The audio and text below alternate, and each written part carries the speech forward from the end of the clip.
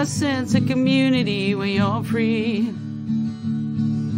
Rolling through the mountains, rolling through the valley, rolling through paradise with me. Hello, everyone. Welcome to the show. And speak of welcoming, I'm very pleased to welcome back to the show, Richard Irving. Welcome back, Richard. Hi, glad to be back. It's nice to have you back. Now, you're going to talk about writing your story, or as in general, not yours personally, but how a person could write their story, correct? That's right. Writing a memoir or writing your own stories it's a very personal kind of thing. So I can talk about the process I went through and some of the issues I dealt with. I suspect everybody that writes their own story will have a slightly different experience, but perhaps this can be a guide or an incentive for people. So if I may, I'll share the experience. But one of the things I want to warn people about up front is if you go on the internet, there are a lot of people out there who are happy to take your money and they'll teach you how to write a bestseller. They'll teach you how to get it on the internet. They'll teach you all these kind of things. And my suspicion is the only people that are making money are the people that are selling these courses. So I'm advising people, if they're interested in writing and they want to get some help, go to a community college or go to a university in their extension programs. A lot of places have very good courses. Some of them aren't really cheap. I paid about $600-700 for a writing workshop through Humber College here in Toronto or Mississauga, but it was worth it. So I'm just saying, watch out. The $100 courses on the internet may not be worth it. Right.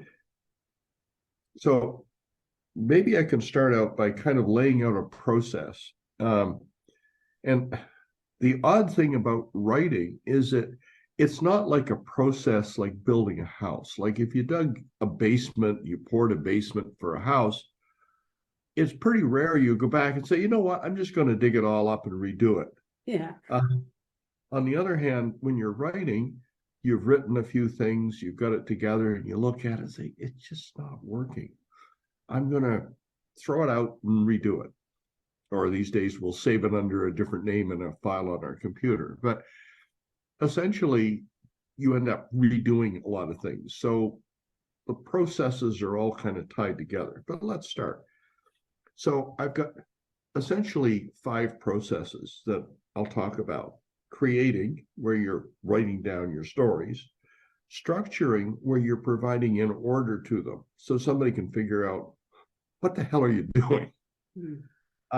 Refining, because you're going to rewrite and re-edit and polish. Well, you're going to rewrite first a lot. Then you're going to hire some outside expertise to edit, which is the refining and polishing, and they'll make it look nice. And then behind all of that is what I call background, context, whatever, but it's going to be your activities on social media. Because even if you have a publisher, they're going to want to know your Facebook account, your LinkedIn account, your Instagram account. And if you don't have a publisher, these are the ways you reach your public. So if it's okay, I'll just kind of go through these with some ideas for each. So creating your story. You're sitting there and you think, well, I can remember some stuff. And you start to write it down. You kind of remember things, but you don't remember too much. It's kind of like if I went to you, Nancy, and said, okay, quick, tell me a joke now. The first thing you'd probably do is freeze, right? Yes. I can't think of anything.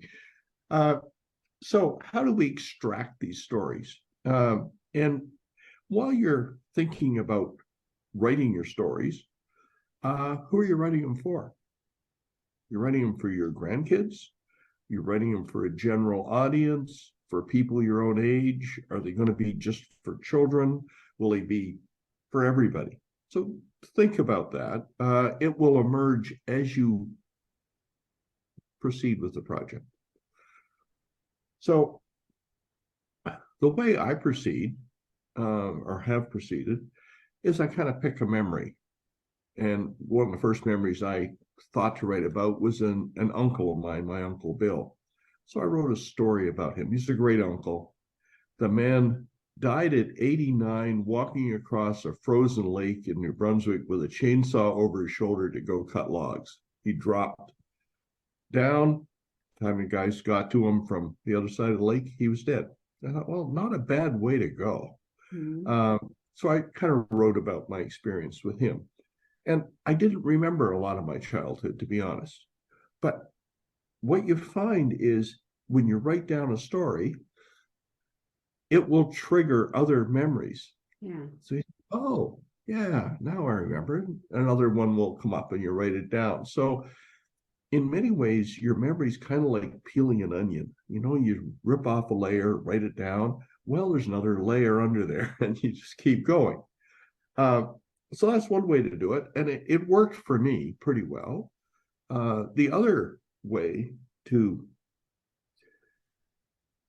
uncover your memories, if you like, is talking to family and friends, and maybe reminiscing with old friends. And you'll forget a lot of stuff, but they'll say, do you remember the time that oh, yeah, I remember that. We went fishing, or we went hunting, or we were out gathering apples, whatever you were doing.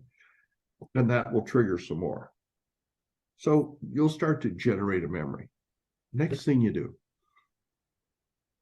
write about a 2,000 word draft. Now, 2,000 words is not a lot. You can probably crank out 2,000 word draft of a story in about 2 or 3 hours. It'll be crap. Won't be very good, but it exists. And if it exists, you can edit it and make it better. So crank it out. And then as you think of more, you keep adding to it. So you just keep adding to these stories. You may not even know where you're going with it. So what I found was I originally was going to entitle my book Vignettes, because basically they were just little stories. The idea of Backwoods Boy didn't come till a bit later, when I'd had about 5 or 6 or 7 stories. And I was thinking, you know, there's kind of a theme here. So if you don't quite know what you're doing or why, don't worry about it. Just go ahead, start writing, putting stuff down. You'll figure it out. And as you're writing, I guess one question people might ask is kind of like, how long is a piece of string? How big is a book? Well, how big do you want it to be?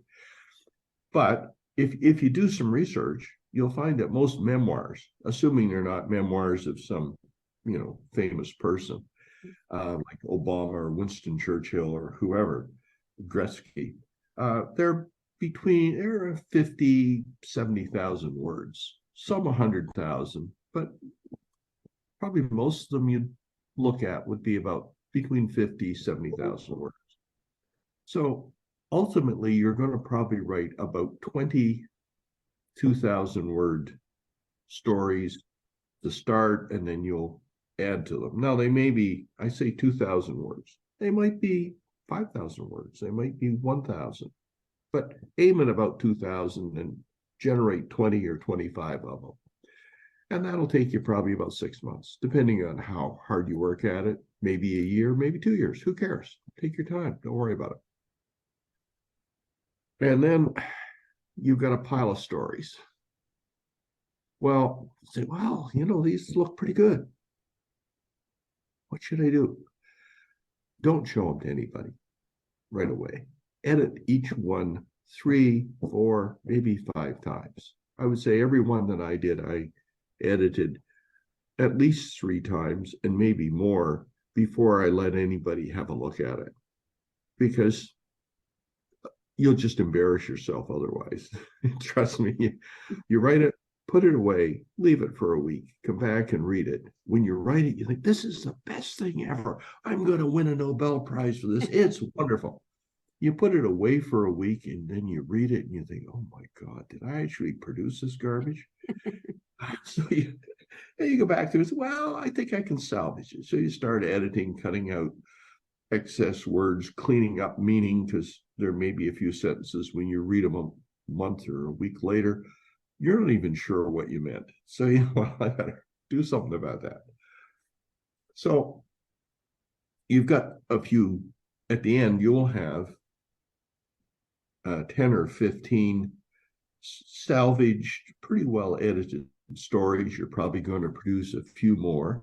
Then it's time to start thinking about structure. Okay. How are you going to order these things? And I made some notes here, so you hear a little flipping. But the real question is, how does it flow? So put them together in an order. I don't care what order, is whatever you think, put them together. Again, put it aside for a few days and then pick it up and read it. Well, does it flow? You're reading along and you think, what the hell, where did that come from? Well, that means that the structure isn't right. So you work away at it. It'll take a while. You'll go back and forth. And a couple of pieces of advice. First, don't get trapped by the structure. So the problem with a memoir is the tendency is you're going to write a structure that's linear in time. So, we start here and we end up way over there somewhere. But that can be kind of boring because it's kind of, okay, well, oh, geez, it's only January 1953 and we got to go to February 69. God, we're not there yet. So I got thinking about it and I realized when I was writing Backwoods Boy that the way we lived our lives was more structured by the seasons than by the years. Yeah. Spring we planted and got everything ready, and summer we tended, and fall we harvested, and winter we kind of recuperated from all the hard work. So I structured a lot of the stories, not all of them, but most of them around the seasons. And I think that worked reasonably well. A cousin of mine has just written a book that's about the McCaver family in Lorneville, New Brunswick. I like to tease them that's the only book I've seen that has even more narrow audience than mine. But one of the things that you can get trapped in is what you're interested in versus what the audience is interested in, right? Yeah. So when you're doing the structure, you want to introduce the characters, your family, your people. And one mistake I think I made, although I've had good reviews on the book, but if I was doing it again, I would probably put most, if not all, of the family stuff in the back and just jump into the stories. And I think my cousin may be doing that too, because he's got a lot of good stories from a fishing village down in Lorneville, New Brunswick. And, the various old fishermen and lumbermen and people around. But you have to think about that structure and spend a fair amount of time on it. Don't be afraid to play around with it. Try different ones. You can save it on a computer 20 different ways. Well, try it. See what works. Now, you've got some kind of structure and you've kind of edited it. Now might be time to show it to a couple of people. You got to be careful. So if you show it to some of your friends and family, they'll either read it or pretend they've read it. It's, oh yeah, it's great. It's wonderful. I love it. Okay, that's great. Makes you feel good. What you really need is somebody who will read it and tell you what they really think. Mm-hmm. Even if you don't like, particularly if you don't like it, because you need that feedback. Right. So getting some from a couple of well-educated, thoughtful friends, probably a good idea. Maybe not even well-educated, but certainly thoughtful friends of whatever background would say, well, I liked it, I didn't like it, here's why. Or these things work for me, and these other things, I don't know what the hell you were talking about. And I did show it to a few friends, and Actually, that's one of the reasons mine is I made illustrations, is that some people would say, what the hell is a mortise and tenon? Well, I knew what it was. It's basically a piece of wood with that's carved out so you can fit them together and put a wooden peg in and hold them together. But a lot of people didn't. Or a blueberry rake. What's that? What does that look like? And so on. So part of the reasons for the illustrations was feedback I got from early readers who said, I don't know what you're talking about. So you got to kind of play that game a little. Go back, you'll edit, you'll restructure. Okay, you now have a draft manuscript. It's probably not complete, maybe 3/4 done. You don't have all the stories, but you've got a structure and you've got most of the stuff there. And let's say you've got 15 or 20 stories. Now what you need is an editor, but you need a real editor. I've seen a couple of books that someone gave to their friend who's good, quote unquote, good in English to edit, and that they aren't editors. And it's embarrassing. There's spelling mistakes. There's really awkward wording. There's some jumps in logic where you, oh, what the hell they're talking about. So you have to find an editor, and you have to be a little careful. I was lucky in that I had access to some people who had used a few editors, and they were able to recommend one to me. My first editor was actually the daughter of a friend of mine who had worked in Ottawa in a similar capacity, retired back to New Brunswick, and I got her to do the first edit. Now, different kinds, right? Mm-hmm. The first thing she did was a structural edit. So you read through and say, does the structure flow? Are these stories in the right order? Are there gaps? Should we do something? And she restructured what I did somewhat. And it worked better. An editor is probably going to cost you about $900. And if you can get a discount editor for $500, don't do that. Okay. They'll screw it up. Right. I made a mistake the second time around, and I hired an editor that had been recommended to me by somebody I didn't know. And she edited the book in her own way.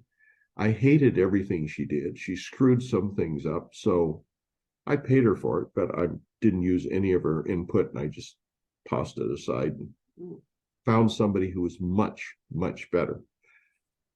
So the structural edit's only part of it. If you get the structure right, it's easier to write your book because things flow nicely. Right. So you start, in the spring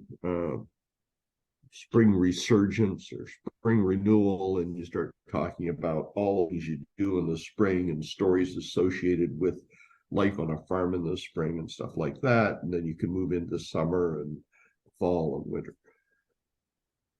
And I found it really helped me. There's some stories didn't fit real well into anything. So after I'd done my editing, added a few stories, expanded them, I got another editor. I was happy with the first one, but this other one lived nearby, and my first editor got another job, so she was too busy. And this editor repackaged some of my stories, retitled some things so they flowed better. And while we had a grammatical edit along with the structural edit, I had another grammatical edit. Grammatical edits do two things. They look at the structure of your sentences. So you read it and say, well, is this awkward? Does it make sense? Is this a correct way of doing it? And they'll correct just gross errors you've made in grammar and punctuation and spelling and stuff. And there's always going to be that. Always. So go through and you do that. They've done a pretty good edit. You now have probably, oh golly, maybe you've got 50,000 words. It's pretty clean. It's not 100% clean. It's pretty clean. And they hand it back to you with marked up. And I had my late wife was a lawyer, but before that, she'd been a copy editor in a magazine in New York. So I got her to edit one of my previous books. I published a couple before this. And I got it back. It was covered in red ink, literally covered. This is after I'd edited it 3 or 4 times, and I'm kind of okay as an editor. But that's just the way, that's the process. Right. Your great ideas are going to get savaged by a good editor, and that's what you want. So with the editor, get recommendations from somebody who's used them, talk to a couple, make sure you're comfortable with them. You want somebody you can work with. And my editor, Ashley LaChance, also is somebody who's a novelist. She's written some horror stories, and she's the sweetest, most charming, cherubic person you'd ever meet. She's writing these kind of gothic horror novels. Ashley, there's something going on there. But she's delightful to work with. So she and I, in fact, are going to partner on another book. We're thinking of writing a book, How to Lose Your Shirt Self-Publishing, which maybe be a topic for another time. Yeah. So you've got an orderly manuscript. It's been edited several times. It's been structured. You're not done. Now you're going to refine it, polishing and refining. So that first comes back to you. You're going to do it in 2 ways. First, after you've set it down for a week at least, maybe a month or longer if you can't stomach looking at it anymore, you pull it out of the drawer, you open it up, you sit down, and you do just a standard read through. Big red pen, and maybe some little those little stick-it markers that you can put on a page to identify where there's a problem. And every time when you're reading, you hit a blip. You think, what? What was that all about? Circle it, put a note in, put a little sticky marker so you can find it, and you read through. I would say it took me about 5 hours to read through my book. It's 50,000 words. If you were just reading it, you could do it probably a couple hours. But I was going through identifying anything that needed to go. The other thing you should be looking for when you read a sentence, is there a simpler way to say it? Can you do it with less words? Can you do it so it's clear? Did you mean that? Just take your time and then go through and correct it all. That's your first read. Now there's a second read. And your second one, you're going to read backwards. You start at the back of the book and you read backwards through it. And that'll let you catch errors and omissions and things you missed going through frontways. It's kind of boring and it's a little tedious, but it's important. So if you do it backwards, you will catch some phraseology, you'll catch some spelling errors or places where there's just a wrong word in there. And you correct that. Now, there's a third thing you can do. Best do this when you're by yourself, and that's read the book out loud. Yes. And you just read it out loud. And what that gives you is there are some things when you read them to yourself quietly, you read, oh, okay, that's fine. You read it out loud and you realize you're stumbling over words. So that's probably, if you're, as you are, Nancy, experienced in audio and video, you read through a speech before you give it because you don't want to stumble over your words. I learned that when I was trying to do the audio version of my book. So I have an audio capture of the whole thing. I've read the whole book into with a pretty good mic in a studio. I'm looking now for an inexpensive audio editor to tie it all together. But I realized, oh boy, I could really change how I worded some things. So You've gone through that. You've got it polished. You've done pretty well everything you can do. Are you ready to go? No, you're not. One more thing. You want someone to copy edit it. So now you got an almost clean manuscript, and you give it to somebody to do a copy edit, and they go through and they're looking at commas and semicolons and paragraph breaks and length of sentences and stuff. And they're just making sure there are no glaring errors in there.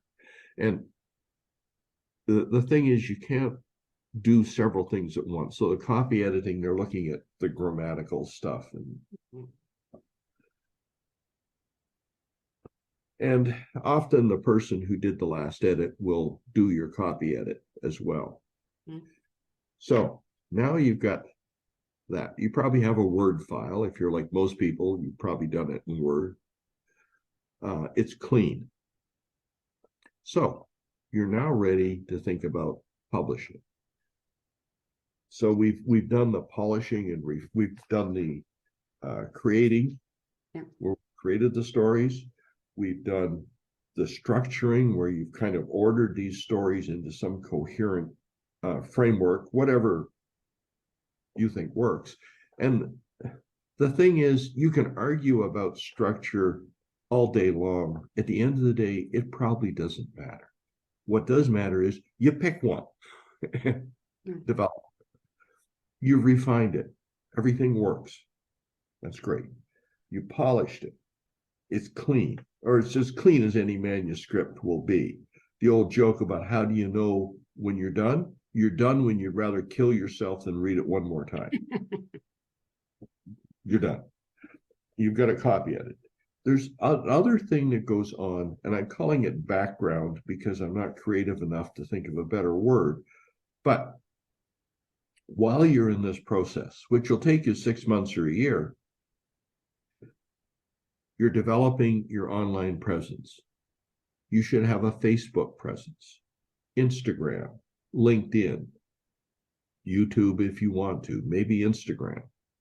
And the point of it is you're going to be putting out teasers. I'm working on this book. Here's working title. Here's a brief description. Here's some stuff, maybe even some teasers for some of the content. And you're putting it out on all these different platforms so people can see it. If you're working with a publisher, they're going to want access to your Facebook contacts because that's who they'll market to. Okay. If you're not working with a publisher, that's who you will market to. So I have stuff about my marketing endeavors and my visits to independent bookstores on Instagram, LinkedIn, Facebook. And that's about it for me, but you may have more. And it works to some degree. The other thing is think about your website for the book.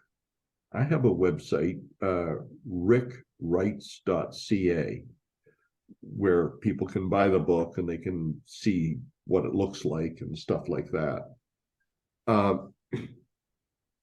You should be thinking about your website before you write the book or as you're writing the book. Okay.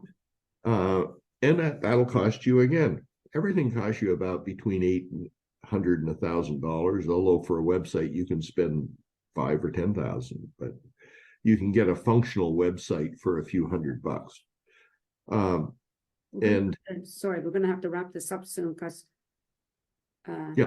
Zoom, well, I'm done actually. You can get your website, get it up. If you're self-publishing, that's going to be your store, so it's going to work.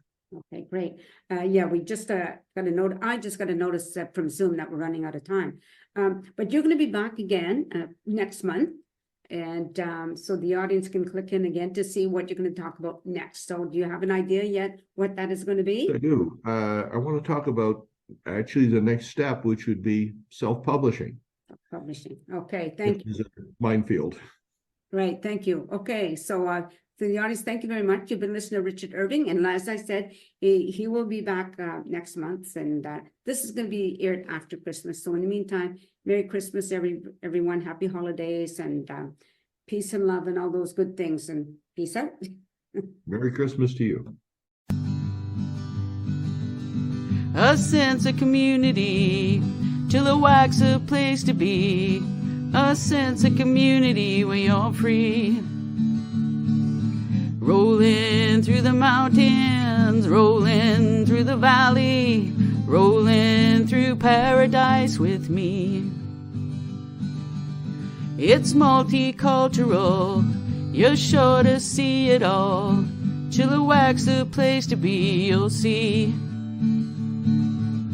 Come party in the park, go dancing after dark. Chilliwack's a place to be, you'll see.